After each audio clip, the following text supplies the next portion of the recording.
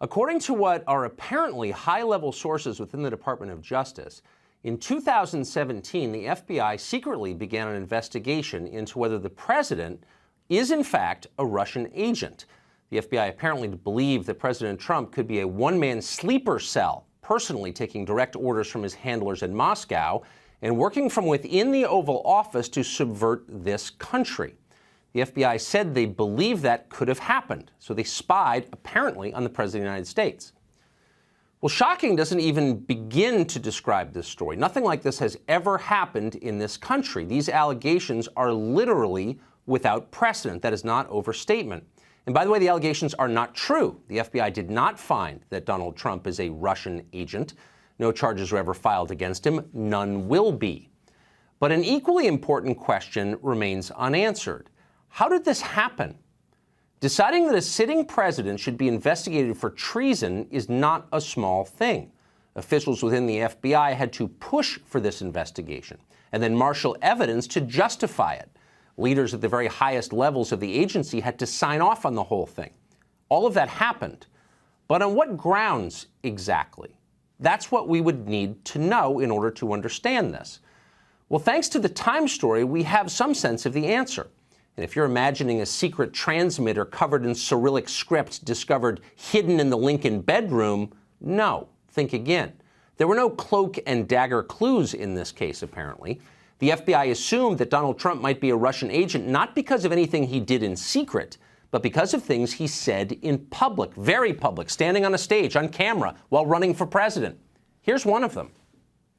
There's nothing I can think of that I'd rather do than have Russia friendly as opposed to the way they are right now. Wouldn't it be nice if we actually got along, as an example, with Russia? I'm all for it. That was then candidate Trump speaking at a press conference in Florida at Doral in July of 2016. According to the FBI, the words you just heard are evidence that Trump may have betrayed this country. That's their view. But there's another way to look at those words. Maybe Trump is right. Russia is a nuclear-armed power. It's on the other side of the planet. It does not have the power to invade the United States. It can't close international shipping lanes. It does not seriously threaten our key allies like Japan or Great Britain. Is there some reason, then, that we should inherently be in conflict with Russia? Is there, moreover, vast public support in this country for fighting a proxy war in Syria with the Kremlin? And how many American parents are anxious to send their kids to die for the territorial integrity of Ukraine, an issue that we're supposed to think is very important? Well, outside a few neighborhoods in Washington, not very many people, it turns out. So Trump did raise a fair question at that press conference in 2016. In Washington, saying that out loud is considered treason. Vladimir Putin policies almost being parroted by Donald Trump. You had Trump say only nice things about Putin. He never spoke ill about Russia. Never spoke ill about Russia. That's the evidence a United States senator holds up to prove that the president may be working for our enemies. So maybe Trump does like Russia. Who knows? By the way, he's allowed to if he wants to. It doesn't make him evil. It just means he disagrees with prevailing orthodoxy in D.C., and that's okay. We're supposed to have spirited debates over questions like this, but no longer. Policy differences are now criminal offenses. Today on CNN, professional dumb person Max Boot listed 18 reasons that the president may be a Russian spy. If you looked at the reasons, a lot of them turned out to be political positions that Boot just doesn't agree with. Firing Jim Comey, pulling out of Syria, criticizing the European Union. And this is our favorite one. We're quoting, supporting populists. So the Permanent War Caucus in Washington has succeeded in criminalizing dissent from their agenda. That's what this is. And by the way, if it were happening in a less developed country, we'd know exactly what to call it. It's an attempted coup. A political leader gets elected on a platform that law enforcement agencies don't like. So those agencies try to put him in jail. It happens all the time in other places. Now it's happening here. Former FBI lawyer and anti-Trump activist Lisa Page described the FBI's thinking in her closed-door testimony before Congress. Russia is the most dangerous country in the world, Page reportedly said, because Russia works to, quote, weaken our ability, America's ability, and the West's ability to spread our democratic ideals, end quote. So spreading our democratic ideals, as with the Iraq War, is now the most important thing that America does, the one thing we must defend at all costs. When did FBI lawyers start talking like neocon propagandists? No wonder Max Boot is on board with this. Our entire media and political classes are with Max Boot and Lisa Page, too. They have lost their minds. This past September, NBC News breathlessly reported that Russia was using, quote, sophisticated microwaves to cause brain damage to U.S. diplomats in Cuba. No surprise there, really. It sounds like something those dastardly Russians would do just because. Well, now, months later, scientists have determined that the Kremlin probably didn't have anything to do with that. The real culprit? Noise from crickets. And by the way, not even Russian crickets. Indies short-tailed crickets. Non-Slavic crickets. Whatever. The media didn't correct the story. They ignored it and they moved on. They know who the bad guys are. Evidence does not deter their storyline. Russian espionage is so widespread, in fact, that the act of denying that you spied for Russia is now confirmation that you did. Watch. Well, Christy, the president's tweet trying to make the case that he's not a Russian asset really just undercuts his own defense. The president's tweet couldn't have been scripted better if it was written by Putin himself. Someone has to have told the president that undercutting the FBI, insulting past presidents and members of the U.S. government, and criticizing their actions to keep us safe is really advancing Russia's mission. Our own intelligence community has said that those very things are exactly what Russia is after. So in the president's response, he's really just making Russia's job easier. You say you're not a Russian agent, therefore you're a Russian agent. Who puts these people on TV? That's a question we should think about. Over the weekend, speaking of television, CNN President Jeff Zucker declared that anyone who isn't spreading fear of Russia is doing the bidding of Russia. Now, Zucker didn't say that himself, of course. He rarely speaks in public. Instead, he sent his marionette out, as he often does, to deliver the message.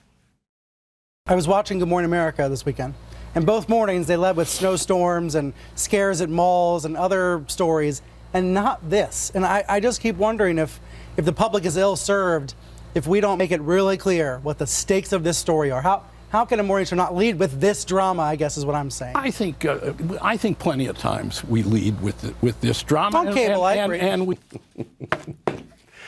So the eunuch heads to the steps of the palace and reads the proclamation. Message received, thank you very much. But take 3 steps back. Is the media's problem really that it doesn't talk about Russia enough? Doesn't seem like that's the problem. Whether the president was working for Russia. Whether Donald Trump was secretly working on behalf of Russia. Whether Trump was secretly working on behalf of Russia. Whether President Trump was secretly working on behalf of Russia. Whether the president was secretly working with Russia against America. Whether Trump was secretly working on behalf of the Russians. Whether Trump was secretly working on behalf of Russia. Whether President Trump was working on behalf of Russia. Whether President Trump was working on Russia's behalf. Whether the sitting president was secretly working for Russia. Whether President Trump was working for Russia from the Oval Office. Does every show on cable news have the same writer? Well, yeah, it's the DNC. You've heard the script so many times that it's like background noise, muzak in an elevator. We never pause to ask the obvious question, which is, does it make sense? Does what they're saying logically add up, that Trump is doing the bidding of Russia? I don't know. Let's assess it just for a second. If you were Russia, let's say you're Vladimir Putin, how would you try to undermine American interests? Well, you'd probably try to get America stuck in costly, expensive foreign wars. You'd look at Iraq and Afghanistan, you would say, those wars have made America much weaker. Why not try and replicate that experience in, say, Syria and Libya? You might encourage America to do that. You might also encourage the U.S. to adopt a self-destructive energy policy. You'd have the American government sharply restrict the exploration of oil and natural gas in the name of the environment so that America produces less energy. Why would you do that? Because global energy prices would rise and the U.S. would have to import more. Who would that benefit? Russia, a petrostate. Their economy is dependent on energy. But Trump, and this is weird behavior for a secret Russian agent, has done just the opposite of that. The United States, for the first time in my lifetime, is an energy exporter. In fact, it's the largest producer of oil and gas in the world. Is that good for Russia? No, it's not. Who's pushing the opposite? Oh, weirdly, it's the left. They're the ones pushing a Green New Deal that would have this country shutting down oil and gas wells across the nation. Someday we're going to look back in shame and confusion and wonder how so many supposedly smart people went completely off the deep end. That's the task for future historians. For now, it is time for some radical transparency. Last fall, the president ordered the declassification and release of Carter Page's FISA application. How did an American citizen, who clearly didn't act as an agent for Russia, have his phones tapped and his email read by the federal government? On what basis? We have a right to know that. We still don't. So the president ordered it. He also ordered the unredacted release of all text messages related to the Russia investigation sent by Jim Comey, Andrew McCabe, Peter Strzok, Lisa Page, and Bruce Orr, the FBI officials. Well, instead of releasing them, the Department of Justice dithered for reasons that were never really clear. The president got distracted, and we've never seen those documents. It's obvious at this point that the reason for not releasing them isn't protecting American national security. They just leaked the information about the FBI investigation to the New York Times on Friday. Clearly, they have no problem leaking information when it helps them. They haven't been released because those documents might embarrass the FBI.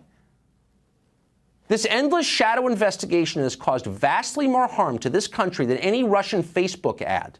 The president should order the declassification of all documents related to this. It's clearly an abuse of federal power. If you want to restore confidence in the federal government, bring in some sunlight. Tell the DOJ to do that. And if DOJ personnel refuse to do that, fire them and replace them with people who understand that they serve elected leaders, which is to say the electorate, which is to say voters, the people, and not the other way around. The president appears afraid to do this. He seems to be intimidated by his own lawyers. But why? What can official Washington do to him now? Call him a Russian agent? Plan to impeach him? Too late. They already have.